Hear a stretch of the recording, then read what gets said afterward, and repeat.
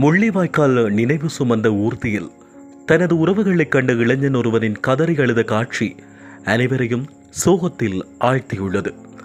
இறுதிப்போரில் உயிர் நீத்த உறவுகளை நினைவு கூறும் முள்ளிவாய்க்கால் 15வது ஆண்டு நினைவேந்தல் நிகழ்வு இன்றைய தினம் சனிக்கிழமை வடக்கு கிழக்கு பகுதிகளில் இடம்பெற்றது.